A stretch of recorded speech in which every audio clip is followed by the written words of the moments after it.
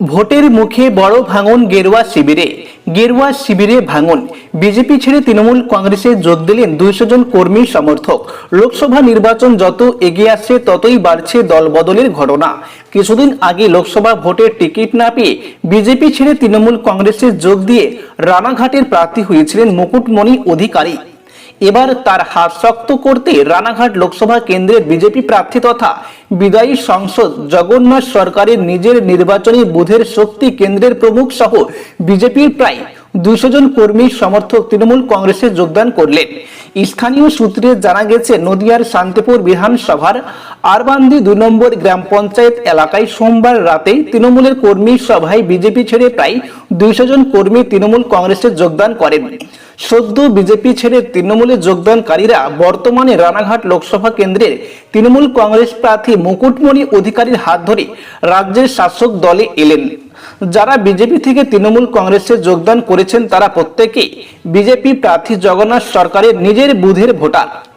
এ প্রসঙ্গে রানাঘাটে তৃণমূল কংগ্রেস প্রার্থী মুকুটমণি অধিকারী বলেন, বিদায়ী সংসদের বিদায় ঘণ্টা শান্তিপুরের আরবান্দি 2 নম্বর গ্রাম পঞ্চায়েত এলাকা থেকে কার্যত শুরু হয়েছে।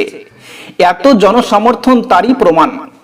বিজেপি ছেড়ে তৃণমূল কংগ্রেসে যোগদানকারী বিজেপির প্রাক্তন শক্তি কেন্দ্রের প্রমুখ সন্তোষ রাজওয়ারের অভিযোগ, বিদায়ী বিজেপি সাংসদ জগন্নাথ সরকার নির্বাচনে জয়লাভের পর কোনো উন্নয়নই করেনি এলাকায়। পাশাপাশি কর্মীদের কোনো কথাও তিনি শুনেননি, নিজের মত অনুযায়ী কাজ করতেন। তাই বাধ্য হয়ে বিজেপি ছেড়ে তৃণমূল কংগ্রেসে যোগদান করলাম।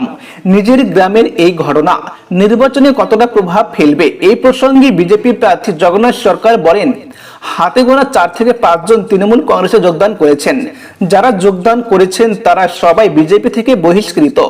স্বার্থান্বেষী ও সুবিধাবাদীরাই তৃণমূল কংগ্রেসে যোগদান করেছে, এতে বিজেপির কোনো ক্ষতি হবে না। আগামীতে ওই সমস্ত এলাকা থেকে তৃণমূলের অনেকেই বিজেপিতে যোগদান করবেন, সেটাও দেখার বিষয় হয়ে দাঁড়াবে। রাজনৈতিক বিশেষজ্ঞরা বলছেন, নির্বাচনের আগে এই দলবদল কতটা তৃণমূল শিবিরকে সুবিধা পাইয়ে দেবে সেটাই এখন দেখার।